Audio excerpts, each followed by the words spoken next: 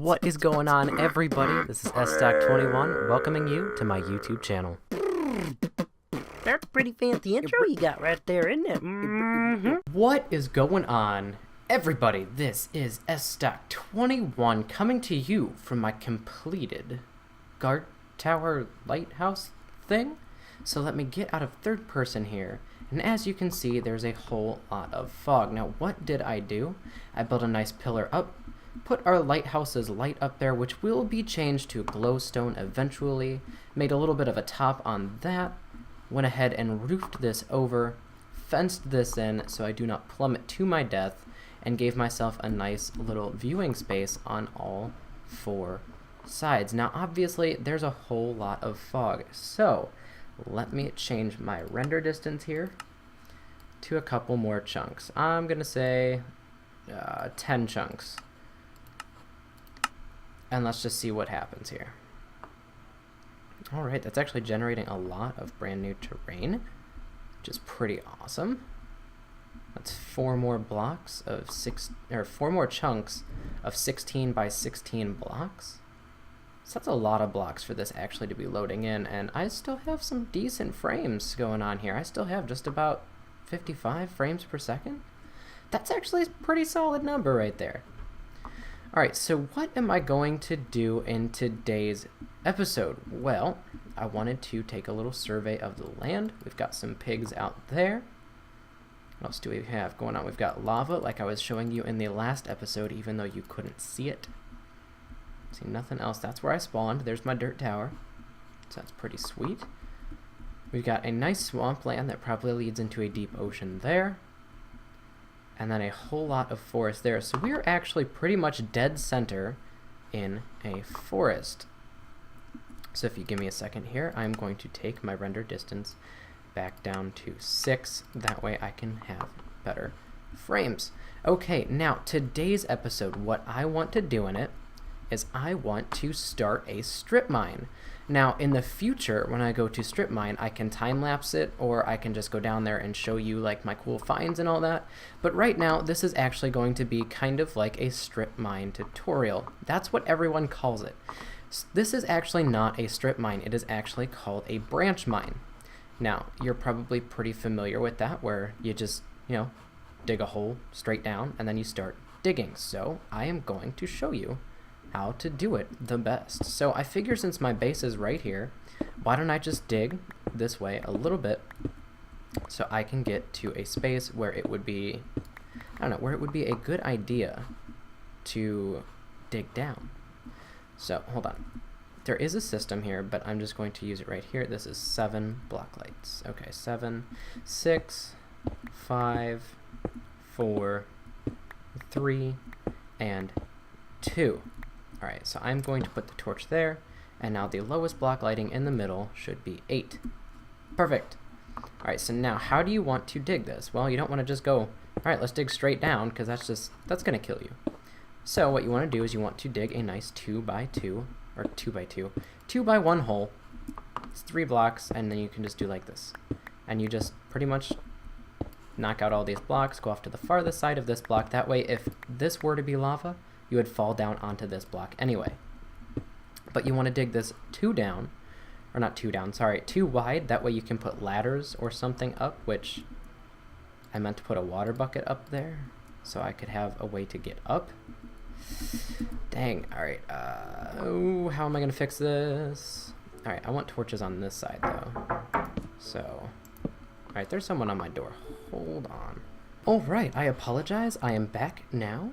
I was just invited to go watch some Harry Potter, but we have bigger things to do. Now, how am I going to get back up there? I'm going to actually kind of be smart here. I'm going to climb up this waterfall, and you can actually replace it here, just like that. Ta-da! You can just pick it up, and I should be able to jump out of here, and yep. So there you go. I guess we can use this as a way to get through, although... Oh, okay. I know how to fix this. Alright, so obviously we got a little bit of troubles here. So what I want to do is recollect this water, put it here on this side, and then as you can see, the water's going to flow down on both sides, and I don't want that, so all you got to do is take one of these signs, drop it right there, and whoop, that should have stopped the water, but obviously S-Stock is doing something wrong. Alright, well, I could just make a water elevator later. Although I kind of just want this to actually work. Alright, we're just gonna keep going. I have to recollect the water. Okay, that was a complete fail. I'm just gonna go down here to get to the strip mining area, and then after that I will I'll find a way back up. I don't know. I'll probably build up. Don't push me. Okay. So anyway, what you want to do is you probably want to light this up. That way you can actually see what you're doing. Like I said, you want to keep digging a 2 by 1 pillar all the way down. And it has been long debated what the best height level for finding diamonds is at. Personally, I think 10 is the best spot because you have 10 on your feet, 11 on your face, 12 right above you, and then 9 on your feet. And those are the highest percentage of diamonds. So hopefully, guys, in this episode, by doing a little bit of strip mining, I know that I completely failed at the beginning trying to make a water elevator. I will fix that, don't worry. But, oh, I know what I did. I just put the sign in the wrong spot. Oh, jeez. There we go. And I'll put another one there. I'll fix these torches so that they're symmetrical for those of you who are anally retentive or OCD. By the way, all of you that are OCD, the letters are not alphabetical. It should be CDO. But have fun with that. I actually got my OCD friend with that one. She really doesn't like to talk to me much anymore after me telling her that it's not alphabetical order. Okay, so yeah. Let's just keep digging this down. And you want to get to 10. Right now I'm at 32, so I've got, you know, a little bit to go. But anyway, I guess, ooh, that's not exactly how I want to dig down, but I guess this will bring me to the point where I can ask you guys officially, do you want to see strip mining on camera in the future, or would you rather see it off camera? Or would you rather see highlights or even a time lapse? So there are benefits and disadvantages to all of them. Benefits, I guess, range on both sides.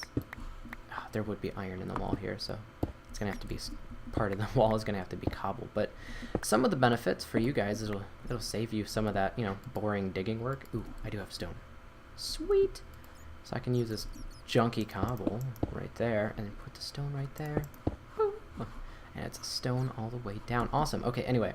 So some of the benefits of like a time lapse would be that you guys get to see all of it. It's just that there would be more to see. That way you don't have to watch me break every single individual block and take its old sweet time. 16, 15, 14, 13. Okay. Sorry. Just making sure that I get to the correct level that I want to be at. Anyway. The other ways off camera you guys would just be able to see the result and not have to worry about finding it. And just to double check, you want to make sure that this is indeed block level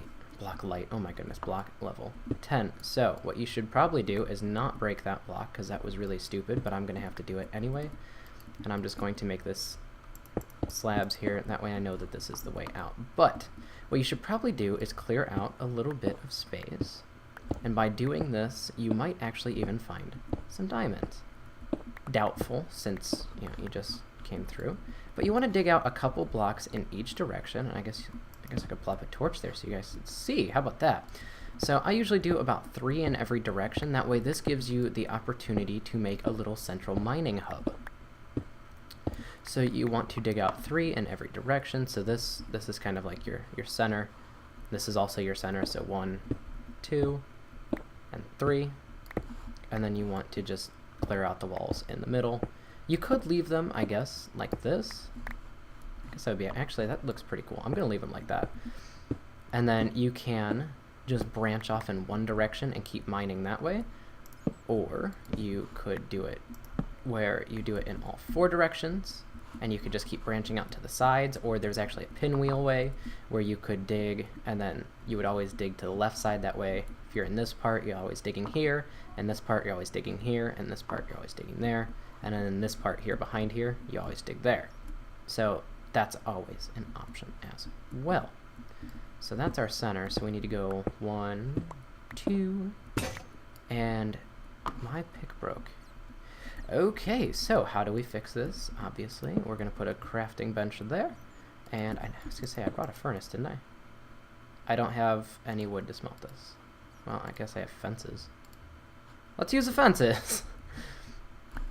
Because I need the sticks so I can actually craft a pick. So, while I have a second blunder here, why don't I go ahead and kind of explain what I'm going to do, is I'm just going to branch off in this direction here, and just keep this as like my central hub, so to speak. Let me just put some more torches in here. But I'm going to use this as my central hub, and I will probably put like furnaces in the middle, and then maybe like a crafting table and then a chest. That way I can store all of my stuff that I need. I don't need to put that fence in there anymore.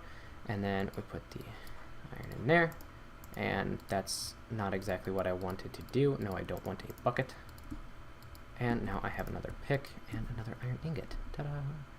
So I can recollect this for now.